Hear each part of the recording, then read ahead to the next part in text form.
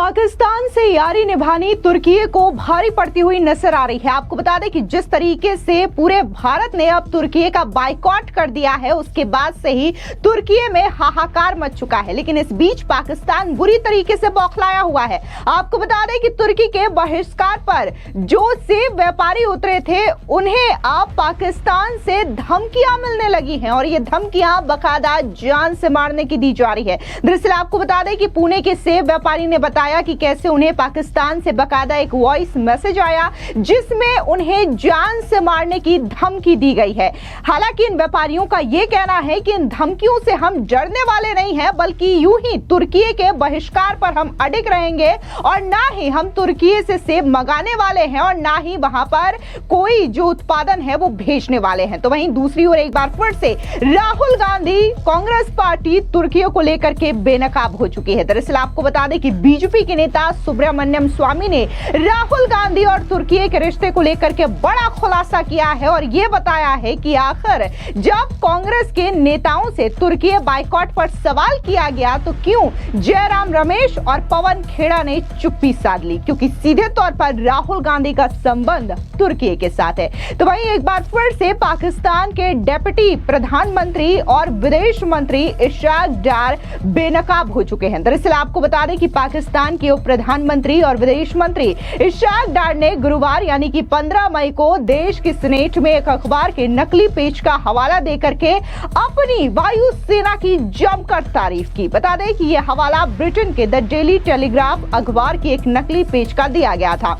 इशाक डार ने बकायदा इसी पेपर की कटिंग को शेयर करते हुए कहा कि टेलीग्राफ लिखता है कि पाकिस्तानी वायुसेना आसमान का राजा है और उसने भारतीय वायुसेना के 6 लड़ाकू विमानों को मार गिराया है। अब जिस तरीके से इशाक डार की ओर से ये प्रोपेगेंडा खुद पाकिस्तानी संसद में बोलने की हिमाकत की गई, उस प्रोपेगेंडा को खुद पाकिस्तानी मीडिया द डॉन की ओर से बेनकाब कर दिया गया और ये बताया गया कि कैसे द डेली टेलीग्राफ के जो न्यूज़पेपर की कटिंग है उसकी हेडलाइंस के साथ छेड़छाड़ की गई है और उसके बाद इशाक डार द्वारा इसे पाकिस्तान की संसद में पेश किया गया है।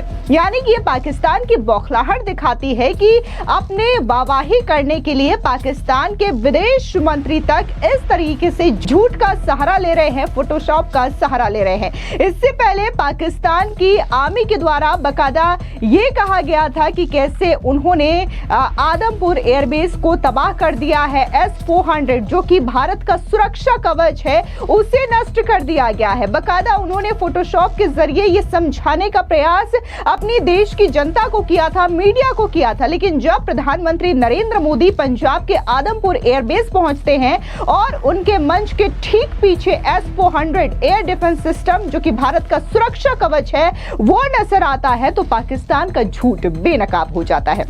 दरअसल आपको बता दें वहीं दूसरी ओर बीजेपी के नेता सुब्रमण्यम स्वामी ने बड़ा खुलासा करते हुए सोशल मीडिया साइट एक्स पर पोस्ट करते हुए कहा कि अगर तुर्की भारत के साथ आतंकवाद विरोधी युद्ध में पाकिस्तान का सहयोगी है तो कांग्रेस पार्टी तुर्की की निंदा क्यों नहीं कर रही है, क्योंकि राहुल गांधी ब्रिटेन और अमेरिका की यात्रा के दौरान हमेशा तुर्की में रुकते हैं, क्यों? और राजस्थान के पूर्व कांग्रेसी मुख्यमंत्री ने क्या सेवा की है? ये बड़ा सवाल जो है एक बार फिर से बीजेपी नेता सुब्रमण्यम स्वामी द्वारा उठाया गया है और उन्होंने कांग्रेस पार्टी और राहुल गांधी से तीखे सवाल भी पूछे हैं। दरअसल आपको बता दें कि भारत पाकिस्तान में हालिया तनाव के बीच तुर्की जिस तरीके से पाकिस्तान के साथ खड़ा था, उसके बाद देश भर में बायकॉट तुर्की मुहिम जोर पकड़ रही है। वहीं तुर्की द्वारा पाकिस्तान के खुले समर्थन के विरोध में सेब आयात बंद करने की घोषणा के कुछ ही दिनों के बाद पुणे के एक फल व्यापारी ने दावा किया है कि उसे पाकिस्तान से धमकी भरा वॉइस मैसेज मिला है। कृषि उपज मंडी समिति के व्यापारी सुयोग जेंडे और कुछ अन्य व्यापारियों ने हाल ही में घोषणा की थी कि वे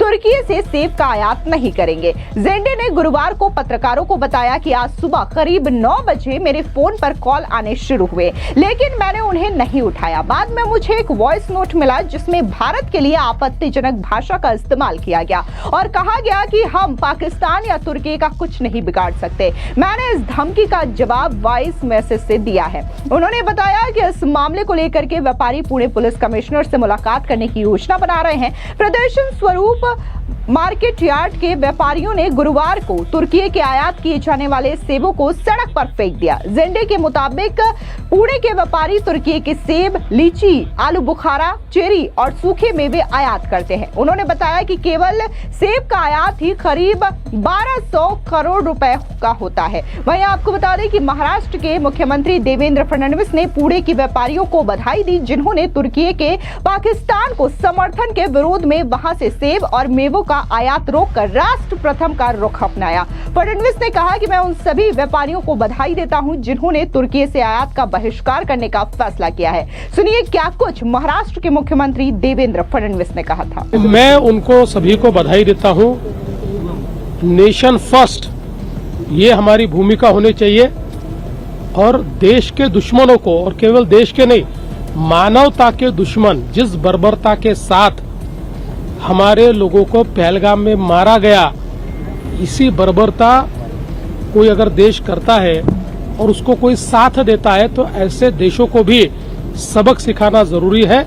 मुझे ऐसा लगता है कि अगर इस प्रकार से ऑर्गेनिकली लोगों में नेशन फर्स्ट की भावना तैयार हो रही है, मैं इसका स्वागत करता हूँ। हालांकि एक व्यापारी को पाकिस्तान से कथित तौर पर धमकी भरा फोन आने के बारे में उन्होंने कहा कि व्यापारियों को ऐसी धमकियों से चिंतित होने की आवश्यकता नहीं है। उन्होंने कहा कि भारत एक ऐसा देश है जिसने पाकिस्तान में घुस करके उसे तबाह कर दिया। यहां तक कि न्यूयॉर्क टाइम्स ने भी भारत द्वारा किए गए विनाश की सैटेलाइट तस्वीरें पब्लिश करके पाकिस्तान को बेनकाब कर दिया। दूसरी ओर पाकिस्तान हमारा कुछ नहीं बिगाड़ सका। खोखली धमकियों का शिकार होने की जरूरत नहीं है। सरकार सुरक्षा प्रदान करेगी और सभी को राष्ट्र प्रथम के रुख पर अडिग रहना चाहिए। लेकिन इससे पहले पुणे के व्यापारियों ने जिस तरीके से सेब को लेकर के तुर्की का बहिष्कार किया था, क्या कुछ उन्होंने कहा था राष्ट्र प्रथम को रखते हुए, सुनिए उनका ये बयान। बायकॉट किया क्योंकि जो एक 5-6 दिन पहले से पाकिस्तान को उसने सपोर्ट किया। टर्की का अपना कुछ भी नहीं था। इंडिया का और टर्की का ऐसा कोई ये नहीं था। अपन इंडिया खाली टेररिज्म के खिलाफ था पाकिस्तान की तरफ, तो उसके लिए बीच में टर्की का आने का कोई मतलब नहीं था। तब भी टर्की ने सपोर्ट किया, उन्होंने ड्रोन दिए, ड्रोन अटैक हो गया। तो हम लोगों ने मतलब ये सोचा कि कुछ तो भी देशभक्ति के ऊपर कुछ तो भी करेंगे। और हमारा ग्राहक जो है, रिटेलर ग्राहक, डेली इसके हमारे ऐसे 1000 बॉक्स पुणे मार्केट में बिकते हैं। तो 1000 बॉक्स का पहले फिर 800 हो गए, 700 हो गए, 600 हो गए। फिर हमने सोचा ये कैसे क्या हो गया। तो जो रिटेल कस्टमर है, जो छोटा कस्टमर है, उसने वही मतलब वो लोगों को बोल रहा है कि मेरे को टर्की का एप्पल नहीं चाहिए। तो हमने सोचा यार ये रिटेल कस्टमर बैन कर रहा है, बायकॉट कर रहा है, तो अपन भी करेंगे।